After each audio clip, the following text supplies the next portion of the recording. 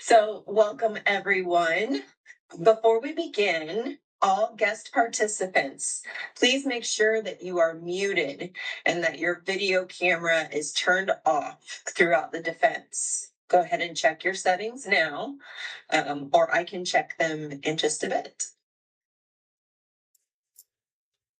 All right, today, Wanda Adams will defend her dissertation titled Teachers' Perspectives on Technology Integration in Resource-Constrained Guyanese Public Primary Schools, a qualitative exploratory case study.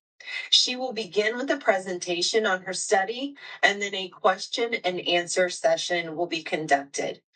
Only the dissertation committee or ACE faculty will be allowed to ask questions during the session. All participants should leave the meeting after the conclusion of the defense. Ms. Wanda, you may begin your defense presentation. Thank you so much. Good evening to you all, and good morning from South Korea. And thank you for the opportunity to present and defend my dissertation. As Dr. Pickett said, the title of my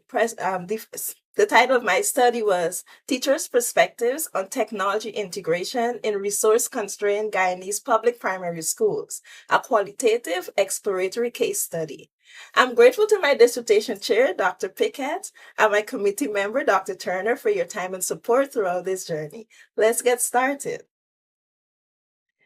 To set the stage for this study, it's important to understand the broader context in which it's situated. Rapid global digitization continues to reshape education in fundamental ways, expanding access to information and raising expectations around 21st century skills development. Organizations like UNESCO and ISTE have consistently promoted technology integration as a pathway to equity and workforce readiness. However, what we see in practice, particularly in developing contexts like Guyana, tells a different story. Implementation remains inconsistent, infrastructure is unreliable, and institutional support is often limited. Teachers in Guyana's public primary schools are navigating these constraints every day, and this study was designed to understand how they do that. The background of the problem highlights that these global efforts to expand technology access, enhance teacher pedagogy in technology integration, and opportunities to cultivate 21st century skills in students depend on infrastructure, policy support, and classroom conditions. However, there are persistent disparities in connectivity, device availability, and bandwidth, which hinder classroom-level technology integration and contribute to inequitable learning opportunities in low and middle-income educational settings, which exacerbate inequities in learning opportunities. And these challenges are evident in Guyana's public primary school settings. The problem addressed in this study is the insufficient technological infrastructure in Guyana's resource-constrained primary schools, which hinders effective technology integration. Access to infrastructure is a prerequisite for meaningful integration, and without it, teachers cannot consistently engage students in the kinds of technology-supported learning that prepares them for a digital world. The purpose of this qualitative exploratory case study was to explore public primary school teachers' perspectives on challenges of integrating technology to foster 21st century skills development in resource-constrained Guyanese primary schools and the strategies they employ in this process. A focused, practice-based approach was warranted, given the predominance of literature addressing comparatively well-resourced systems. There were 3 research questions that guided this study. The first question explored how public primary school teachers in resource-constrained Guyanese schools perceive the role of technology integration in supporting 21st century skills development. In other words, what value do they believe it brings to their classrooms? The second focused on the perceptions of public primary school teachers in resource-constrained Guyanese schools regarding the challenges of integrating technology effectively. And the third investigated the strategies public primary school teachers use to adapt to limited technological resources and infrastructure in their efforts to integrate technology effectively. Together, these questions were designed to provide a full picture of the teachers' experiences, from their beliefs about technology's values to the barriers they encounter and to the practical strategies they develop in response. Each question aligns with the study's theoretical framework, emphasizing individual perceptions and systemic factors that shape classroom practice, which I will discuss next. Now let us look closer at the two theoretical frameworks that guided this study: the Technology Acceptance Model TAM and the Diffusion of Innovations Theory DOI. Starting with TAM, this model centers on two core constructs: perceived usefulness and perceived ease of use. Perceived usefulness refers to the degree to which a person believes that using a particular technology will enhance their job performance. In this context, that translates to teachers' beliefs about whether technology will make their instruction more effective. Perceived ease of use refers to the degree to which a person believes that using the technology will require little effort. Together, these two beliefs shape how a person feels about a technology, which in turn influences the likelihood of choosing to use it and ultimately whether they actually do. TAM also acknowledges that outside factors like infrastructure availability and the quality of training can influence both beliefs before attitudes are even formed. DOI adds an important layer by explaining how new practices spread through a social system over time. Rogers described 5 sequential stages in this process.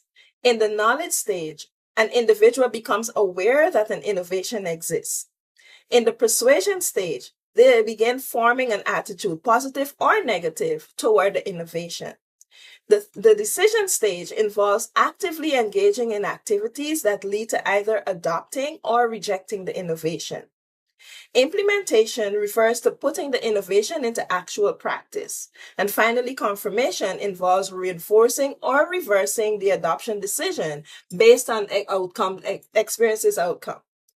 Rogers also classified adopters into 5 categories that reflect different levels of openness to change. Innovators are venturesome risk takers who adopt first.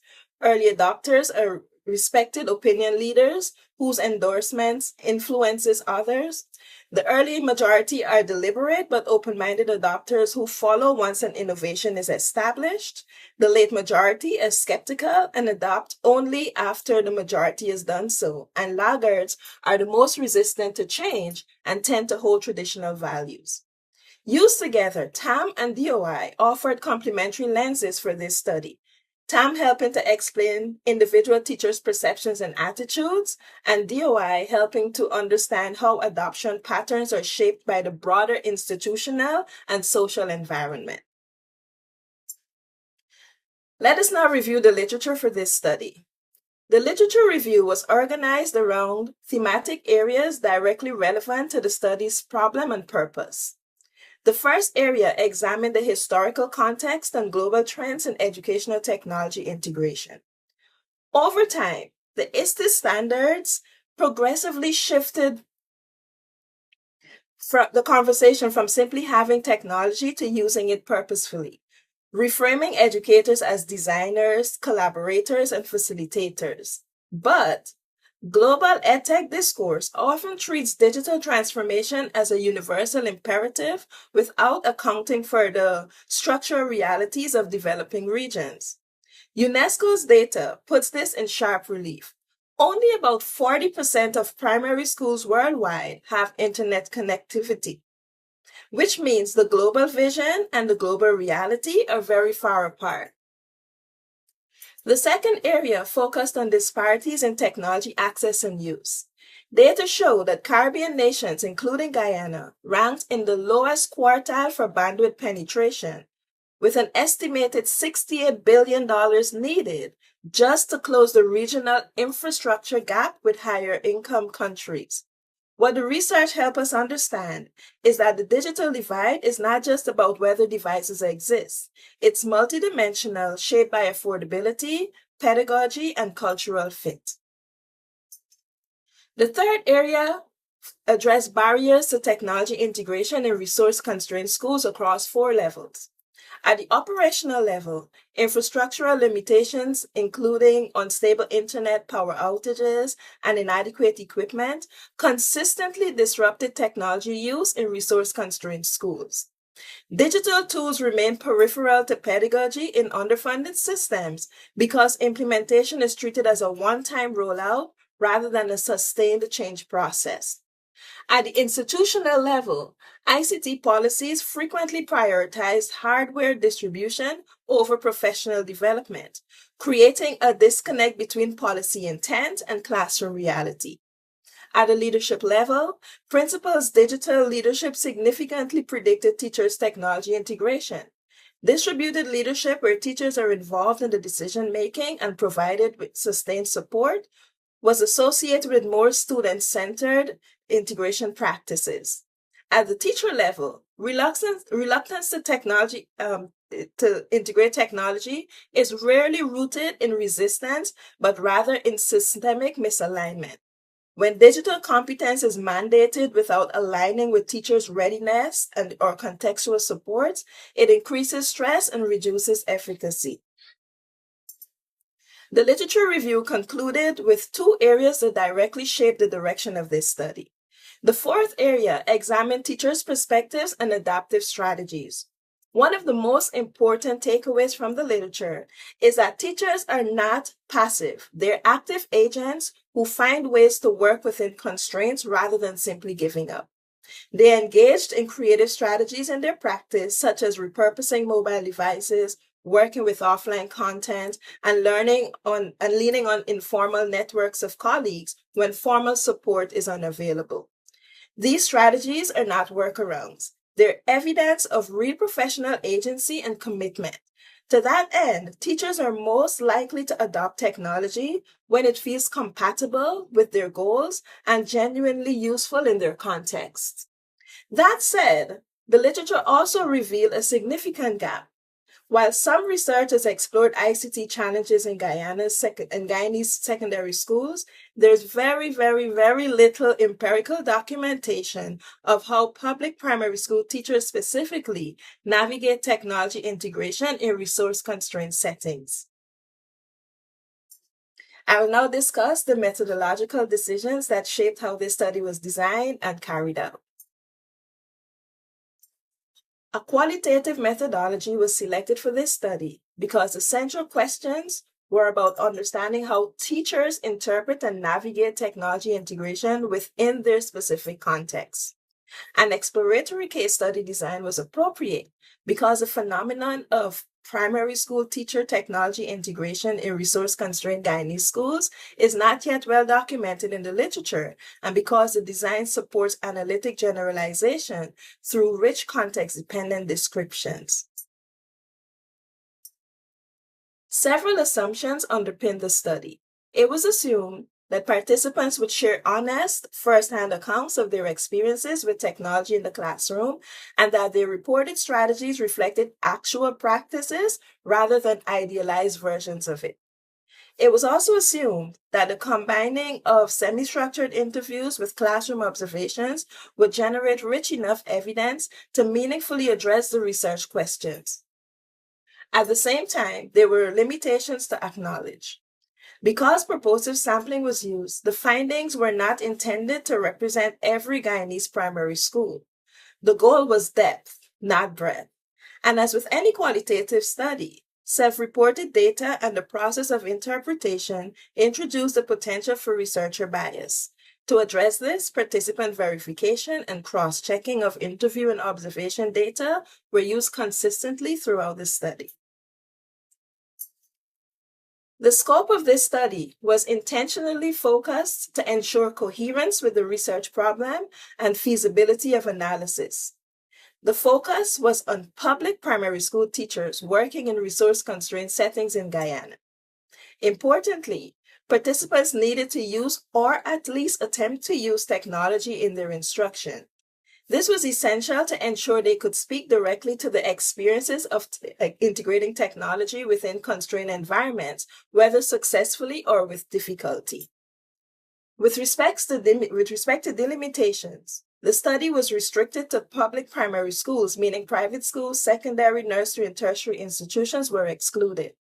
This boundary was applied to maintain focus on the specific context in which the research problem was situated and to produce findings that are transferable to similar resource-constrained public primary school settings. The target population for this study was 4,627 public primary school teachers in Guyana. Recruitment began through purposive sampling facilitated by head teachers at 2 participating schools, with eligibility requiring a minimum of 2 years of experience using technology-supported instructions. Initial recruitment, however, yielded only 2 participants. To address this, snowball sampling was employed, allowing participants to refer eligible colleagues, and 8 additional teachers were recruited through that process, bringing the final sample to 10.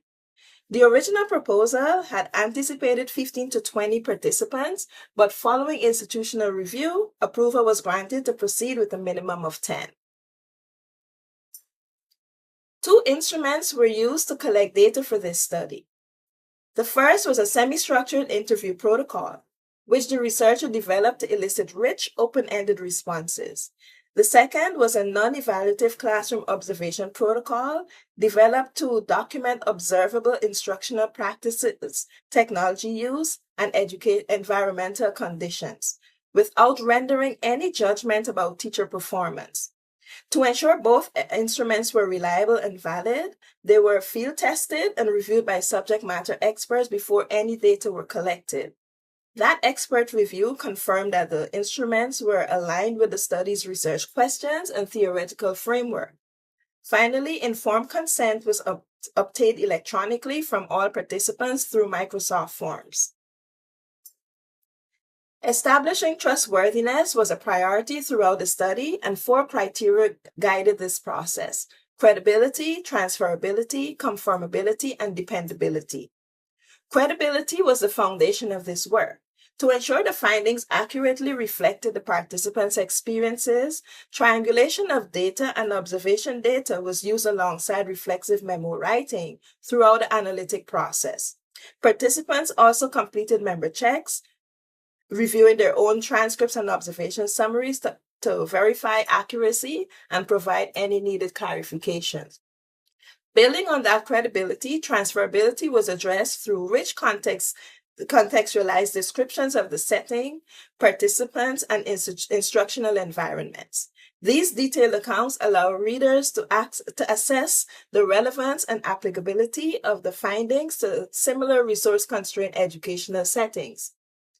To ensure that the findings were grounded in the data rather than the researcher assumptions, conformability was maintained through a systemic audit trail and theme refinement in MaxQDA.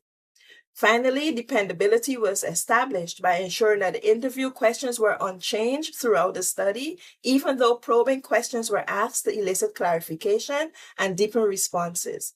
Also, adhering to Brown and Clark's 6-phase thematic analysis method from start to finish. 1 second, please. Ethical procedures were grounded in the Belmont Report's 3 core principles: respect for persons, beneficence, and justice. Respect for persons was upheld by ensuring that participation was fully voluntary and informed. Before any data collection began, IRB approval was secured and site permissions were obtained from both participating schools. Informed consent was then collected electronically and included a plain language explanation of the study's purpose, what participation involved, and participants' right to withdraw at any time without consequence. Beneficence, the obligation to protect participants from harm and safeguard their well-being, was addressed through confidentiality and data security measures. All participants were fully de-identified and assigned pseudonyms P1 through P10, and no school names or locations appear anywhere in the study. Data were stored on an encrypted, password-protected device with two-factor authentication, accessible only to the researcher. And in keeping with IRB requirements, all data will be permanently deleted 3 years after the study's completion. Justice, ensuring that the benefits and burdens of research are distributed fairly, was addressed through the selection of participants who were directly affected by the problem being studied. Teachers working in resource-constrained public primary schools were the focus of this research, precisely because they're the population most impacted by the conditions being explored, and their perspectives are the ones most needed to inform meaningful change. Data collection occurred in 2 phases. First, semi-structured interviews were conducted via Zoom with all 10 participants between December 17, 2025 and January 25, 2026. Each interview lasted approximately 30 to 60 minutes and was audio recorded with participants' permission. Recordings were transcribed using whisper transcription. Second, non-evaluative classroom observations were conducted in person at participant schools between February 4 and 6, 2026. Each participant was observed once during regular instruction hours for approximately 40 minutes. Field notes were recorded digitally and compiled immediately following each session. Before analysis could begin, the data needed to be carefully prepared. Each transcribed audio recording was verified by listening back to the full recording while reading along. Minor corrections were made for dialect variation and contextual phrasing to ensure the transcripts accurately captured what was said. Once verified, all transcripts were de-identified, and any references to specific schools, individuals, or identifying details were removed or generalized. Observation notes went through the same process. Participant verification then took place during the in-person school visits, and only de-identified files were uploaded into MaxQDA for analysis, and version control was maintained throughout the process to ensure nothing was inadvertently altered or lost in the process. Analysis followed Braun and Clark's 6-phase thematic analysis method, which provided a clear and rigorous structure for working through the volume of data. The process began with repeated readings of each transcript to develop a deep familiarity with what participants had shared. Written notes captured initial impressions and early patterns as they emerged. From there, open coding began, using participants' own language rather than imposing predetermined categories. This kept the analysis grounded in what teachers actually said. As patterns across code became clearer, they were grouped into themes aligned with the 3 research questions. Those themes were then reviewed carefully for coherence and distinctiveness, asking whether each one held together logically and stood apart from the others. Final themes were defined and named with representative quotations identified to give voice to participants in the write-up. Throughout the process, MaxQDA was used to organize, code, and visualize patterns across the data. And importantly, interview and observation data were cross-checked during theme development to ensure the findings were supported by more than one source. Moving now into the findings, the analysis produced 6 major themes organized across the 3 research questions. 2 themes addressed each research question, and the following slides walk through each theme in relation to the research question it addresses. Here is an overview of all 6 themes before we look at each one in detail. Themes 1 and 2 address how teachers perceive the role of technology, including both the benefits they saw for student engagement and some genuine concerns about technology's influence on critical thinking. Themes 3 and 4 focus on the barriers teachers encountered, structural challenges around infrastructure, as well as institutional gaps in professional development and support. And themes 5 and 6 capture how teachers responded to those challenges. Taken together, these 6 themes paint a layered picture of what technology integration actually looks like in resource-constrained public primary schools in Guyana. Addressing research question 1, the first theme that emerged was one of clear, consistent value. All 10 participants described technology as an important instructional tool, one that brings energy and engagement into the classroom in ways that traditional instruction often does not.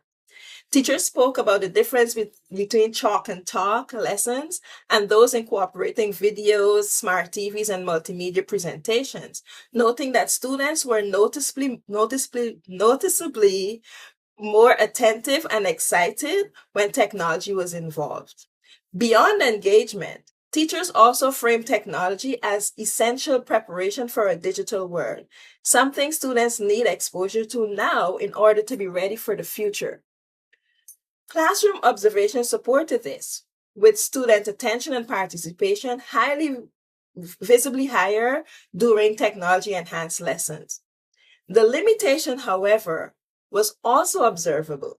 Technology use was predominantly teacher-directed, with limited opportunities for students to interact with technology hands-on. The second theme added important nuance to that picture. Teachers were not uniformly positive about technology's influence. In fact, the group was evenly split. 5 teachers believed technology supported higher order thinking and collaboration, while the other 5 expressed real concerns that over-reliance on internet tools and AI could undermine students' ability to think independently. What stood out in these conversations was the concern that students were accepting AI-generated answers without questioning their accuracy or understanding the underlying concepts. This theme reflects a thoughtful, critical engagement with technology, not just enthusiasm for it. Research question 2 surfaced 2 themes around the challenges teachers face, and both were striking in their consistency. The third theme was infrastructure, and every single participant identified it as the most substantial barrier to technology and integration. Unstable internet connectivity was described as a recurring disruption that affected not just individual lessons, but lesson planning itself. Teachers could not reliably count on having internet access, which made it difficult to design instruction around technology in any sustained way. Power outages and bandwidth constraints from shared routers compounded the problem further. This was not just reported in the interviews, it was observed directly. During classroom visits, teachers transitioned to printed worksheets or suspended technology use entirely when disruptions occurred.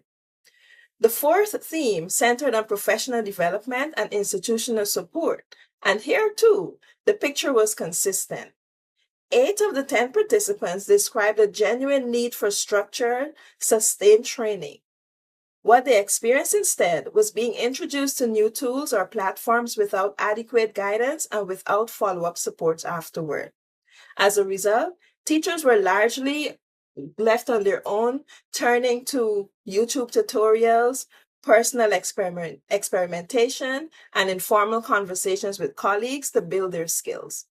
Perhaps most telling was how several participants described their administrators, not as technology leaders, but as individuals who were also learning alongside them. Research question 3 produced what I found to be the most compelling finding in this study, because what emerged was a portrait of remarkable professional resilience. The fifth theme captured the deliberate, proactive strategies teachers use to keep instruction moving regardless of what the infrastructure did. Teachers described downloading videos and materials at home the night before class so they could have what they needed if the internet failed. They maintained what many called a plan B for every single lesson. Printed worksheets, textbooks, role-playing activities, and manipulatives ready to go at any moment. And when the school's internet goes down, many simply switch on their personal mobile hotspots. What classroom observation confirms was how seamlessly these transitions happen. Students barely noticed. Instructional continuity was maintained because teachers had planned for disruption as a given, not an exception. The sixth theme revealed another dimension of that commitment: personal financial investment. 9 of the 10 participants reported spending their own money to support technology integration, purchasing mobile data, projectors, HDMI adapters, speakers, and in some cases, additional devices. This was not described as something they chose to do. It was described as something they felt they had to do to meet the expectations of their role. Alongside that financial investment, teachers were also investing their time in independently exploring platforms, watching tutorials, and building skills that their institutions had not formally provided. With the findings now presented, the focus shifts on what they mean. The following slides interpret the findings through the technology acceptance and the diffusion of innovation theory frameworks. And I'll then connect them to prior research and draw out their implications for leadership practice and future studies. The section closes with a synthesis of the study's overall conclusions. The findings both confirmed and extended what the literature already tells us. On the confirming side, teachers in this study, much like teachers in comparable contexts globally, recognize the instructional benefits of technology while simultaneously navigating structural barriers that limited how consistently it could be used. The persistent role of infrastructure as a barrier and the critical role of teacher agency in sustaining integration despite that barrier align clearly with existing research. But the finding also pushed the literature in new directions. Through a TAM lens, what stood out was that perceived usefulness consistently outweighed ease of use concerns. Teachers believed in technology's value enough to persist even when using it was difficult. Through a DOI lens, diffusion in this context did not follow the linear stage progression that the theory typically describes. Instead, it was informal, nonlinear, and driven by individual initiative rather than institutional momentum. And the degree of personal financial investment teachers reported, spending their own money to sustain integration, is a pattern that appears less prominently in prior literature and deserves more attention as a marker of both commitment and systemic inequity. The findings from this study point to 3 clear implications for educational leadership, and each one addresses a different layer of the challenges teachers describe. The first is professional development. Participants in this study were willing to use technology in their classroom. What they lacked was access to formal, structured training that showed them how to do it effectively. Huang et al. Made the case that technology enabled professional development has real potential to foster active learning and professional growth, but only when access is equitable and expert support is deliberate and sustained. Leaders and policymakers should consider establishing systematic professional development initiatives that address not just the tools themselves, but how to incorporate technology meaningfully into lesson planning, instructional delivery, and student-centered learning. When teachers feel more capable and confident, instruction improves and students gain the digital competencies they need. The second implication is infrastructure. Unstable internet, intermittent electricity, and limited device were not minor inconveniences in this study. They were the defining barriers to sustained technology integration. Castillos Canales et al. Found the same patterns across Latin America and the Caribbean, where disparities in infrastructure substantially constrain the effectiveness of educational technology initiatives.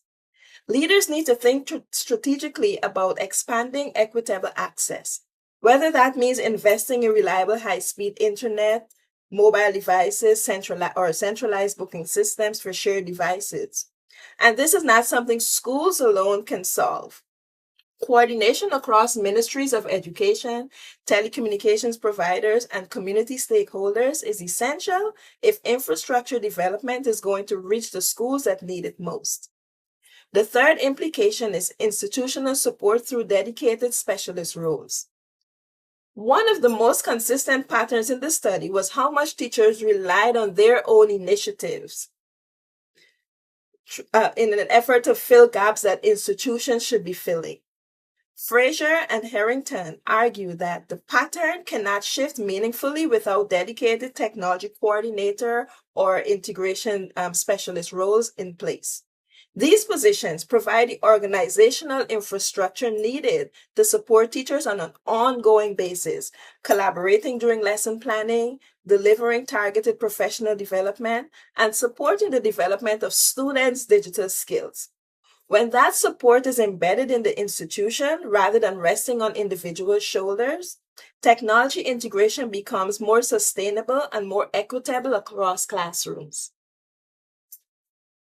The study points to three focus areas where future research could meaningfully advance what we know about technology integration in resource-constrained educational settings. The first centers on professional development, but specifically professional development designed for transformation rather than exposure. Teachers in this study had positive perceptions of technology and were willing to use it. What was missing was structured training that moved them from basic awareness toward more advanced pedagogical applications. Future studies should examine how sustained research-informed professional development models are designed, implemented, and importantly, what their long-term outcomes look like. The goal should be professional learning that equips teachers to use digital tools to promote higher order thinking, collaborative learning, and student-centered instruction, not simply to deliver presentations more efficiently. The second area involves infrastructure. Participants were clear that poor technological infrastructure directly affected the consistency of their technology use. But what they do not yet know is how much infrastructure stability actually matters in the long run. Comparative studies that examine schools with varying levels of technological infrastructure could generate valuable insight into how resource availability shapes instructional decision-making and adoption patterns over time. That kind of evidence is exactly what policymakers need to make the case for targeted infrastructure investment. The third and perhaps most pressing area involves sustainability.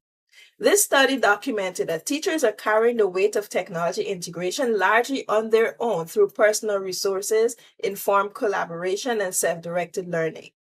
What happens to that integration when those teachers leave? Future research should examine how teacher-driven adaptation strategies hold up over time, particularly in contexts where staff mobility and turnover are realities. And beyond individual teachers, research should investigate what institutional structures would need to look like to sustain technology integration regardless of who is in the classroom, so that progress is not lost every time a skilled teacher moves on.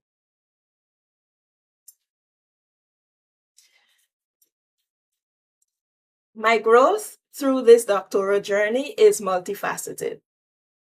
This process deepened my understanding of the intersection of equity, access, and technology integration in ways that years of practice alone could not. Coming from a background where I taught myself almost everything I know about technology, starting with a single accidental mouse click in the internet cafe at age 19, I understood intuitively what the teachers in this study were experiencing. But this research gave me the theoretical and empirical foundation to articulate it, document it, and present it as evidence that demands a response. From a research standpoint, one of the most striking parts of this journey was how difficult it was to find literature specific to technology integration in Guyanese public primary schools. What existed was sparse and insufficient to fully inform a study at this level. And that absence was frustrating, but it was also clarifying. It confirmed that this research was not just necessary, it was overdue. This study strengthened my capacity to design and conduct rigorous, context-sensitive qualitative study. And in doing so, it contributes something that did not previously exist: empirical documentation on how primary school teachers in Guyana navigate technology integration under real conditions, And that contribution matters to me deeply. And personally, this journey has completed a transformation that began long before I enrolled in this program. With 28 years in education, including 15 as a technology coordinator slash coach slash integrationist, I have long observed the same technology access gaps in Guyana's public schools. I pursued this doctorate because I believe that having it would give me the authority to sit at the table where decisions are made and advocate for change with both evidence and credibility. That belief has been affirmed. I leave this process as a scholar practitioner, resolved to ensure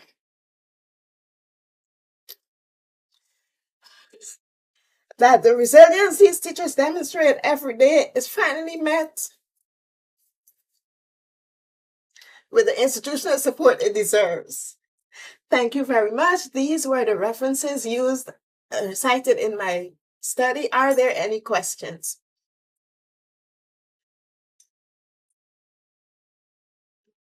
Thank you so much, Wanda. That's to get emotional. I do it like kind of hits you like out of blue when you're just like going through your ending and you're like, wow, this is really wrapping up. So well done. Thank you. Well done. Take a nice deep breath. So at this point, Dr. Turner and I will ask you, a few questions. Okay. So I'll go ahead and get started.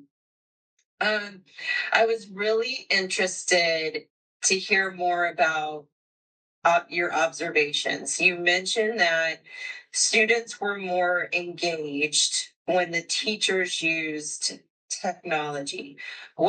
How did you measure engagement? Well, when I ended the technology use was not immediately or at the beginning of the lesson. So based on the students' demeanor, they were just sitting there following directions. But the minute the teacher turned on it, if it was just a YouTube video, they were extremely energetic and participating, answering questions, raising their hands. And so their energy or their engagement was visibly improved. Great, thank you. Dr. Turner? Yeah, I was thinking about the sample size. This is something that ACE has made a recent change on, going from a minimum of 15 to a minimum of 10. And I was just thinking about, you have a target population, I think I jotted down, of 4,627. So 10 out of 4,627 is relatively small. Yes. Obviously, though, we can't interview that many people, and that's the reason why we have samples. But I was just curious about your comfort level with that sample size, if you felt like you got to the heart of things. How did you know that you were able to capture, all of the information that you needed to know with that size of sample? Well, the issue of infrastructural challenges is not dependent on just one or two schools. It is a reality that many teachers in Guyana, which is the majority of teachers in Guyana, face. And so even though the sample size was small, I truly believe that it does speak to the larger population, especially the primary schools.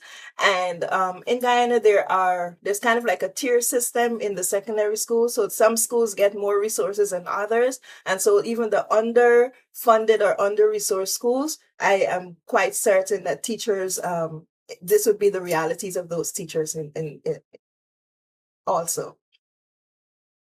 You felt like saturation was achieved with Yes. 10? Yeah. Okay. I have a few others, but I don't know if you want to go back and forth, Dr. Pickett. Well, I wanted to follow up with that. Wanda, maybe you could speak, because I don't know that Dr. Turner knows about the challenges you experienced with recruitment and why, like, kind of what were some obstacles there? Yes. First, even the technological levels of teachers is also not very at a very high standard. So some people don't. First of all, there is no like school-wide like email address system or communication system. It's personal emails. So even to recruit teachers, really? yes. So teachers are not assigned like school emails like the way that it's done in other places. And so it's, even though when I contacted the head teachers needed to disseminate that information in a WhatsApp group. And so the communication was through WhatsApp. This is based on what I've been communicating with the head teachers, and this is just how communication works in Guyana. And getting recruitment was extremely challenging because there are not a lot of people, especially in primary schools, that integrate technology in their instruction. It's like a novel idea. As a matter of fact, during one of the interviews, the teacher mentioned that, even though they have the computer lab, like he doesn't take his children to the ICT lab because ICT is not a subject taught in primary schools. Yeah. Thank you for that context. I'll ask more questions, but go ahead with yours, Dr. Scherner. Okay. I was also thinking about, you listed the 3 avenues for possible future studies. Yeah. And I saw that very appropriately, those aligned with the sort of the conclusions and the findings. Like I know one was around PD, Yes. one was around infrastructure, which it sounds like just based on the email remark that you made, that infrastructure is definitely a consideration. So I was just curious if you had to just pick one thing that you might prioritize as the most immediate next thing that you would prioritize if you continued in this line of research, what would be the next thing you would do? PDs. As someone who, as I mentioned, this is the role that I'm a technology coordinator, coach, integrationist.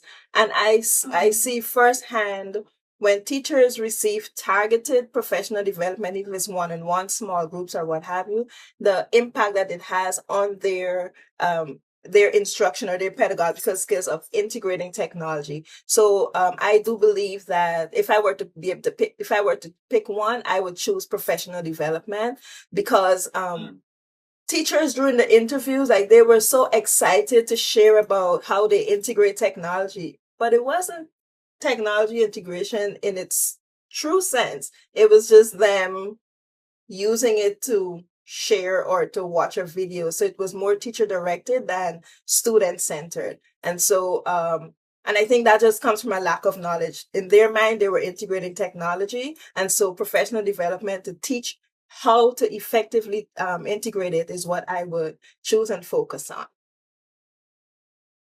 Yeah, what strikes me about that topic, which actually leads into the last question I have, is that that's something that would be very applicable to any setting as well, right? Yes. Because the infrastructure things could be unique to the sample and the target population that you're working with, but the PD is something that might be applicable to everybody. So the last question I had was just, have you been able to use any of the findings that you've uncovered here and just the research that you've done in general in your own work, in your own position? Well, in my own work, I basically implement more or less everything that I've presented on, because this is, from the years of experience in doing this. But I do plan on submitting a proposal to the government through the Ministry of Education to be able to bring my expertise into doing those professional development. So that's actually the main reason why I pursue the doctorate, because I do want to be a change agent in that regard. Lovely. Thank you. You're welcome. So, Wanda, I'm I want to know more about the discrepancies between the hardware distribution and professional development. Can you share with us a little bit more about what that means in this context? Like I think I know, but I just would like to understand more in the context of your research. Okay, so some teachers were given laptops, for example, or the government has a system where they give teachers like a cash grant, and teachers use that to purchase their own devices. And so everything is more or less teacher initiated. The ministry is rolling out certain software requirements for teachers, and based on the feedback from the interview is it's these one-time trainings, and then you're more or less left to figure things out on your own. Okay. And then with professional development, would you recommend that it be the leaders who facilitate these professional developments about technology integration, or would you recommend that the teachers be the leaders? Well, to start off, I mentioned this in my presentation. In many cases, even the leaders, the head teachers, are not tech savvy, so they don't have the requisite skills. In many instances, the teachers are more tech savvy, and the head teachers go to the teachers for support. Okay. Yeah. And so I think you have to choose something that's sustainable, right?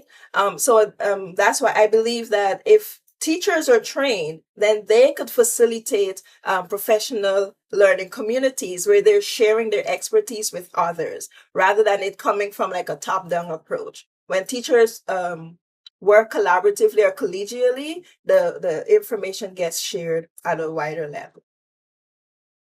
Yeah, I think that's not uncommon even in American schools, where the teachers typically are the ones who are like in it and using it the most, and end up being the facilitators, and leaders learn along with them. Yeah. So in my context, in the schools that I work, even at my current school, like even though I'm the person that everyone comes to, we have something called Unconference, where teachers, we spread out and teachers more or less facilitate various technology related sessions. And so we are able to learn from each other. That's great. Yes. Okay. And that concludes all the questions that I have. Dr. Turner, any more from you? No, no other questions. No, thank you. Okay, well, this concludes the dissertation defense. Thank you, everyone, for attending. At this time, everyone except for Wanda, Dr. Turner, and I need to leave this meeting. So have a good day, good evening, whichever your time zone. So I'll go ahead and wait for the screen to clear.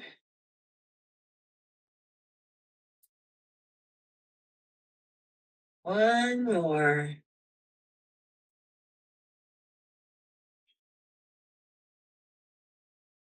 Let's see. Melissa, if you're there, if you could please leave. Thank you.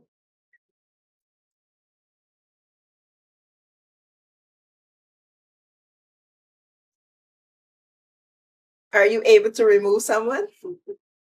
I was trying to. Oh, there okay. she is. Okay. So, Wanda, Dr. Turner, and I are going to leave. You stay on this meeting, and then we'll be right back, okay? Okay. All right. Take deep breaths. Celebrate. We'll be right back. Okay. Yes. Well, I don't know if Dr. Turner's coming back, but let me be the first to call you Dr. Adams. Thank you so much. You're so welcome.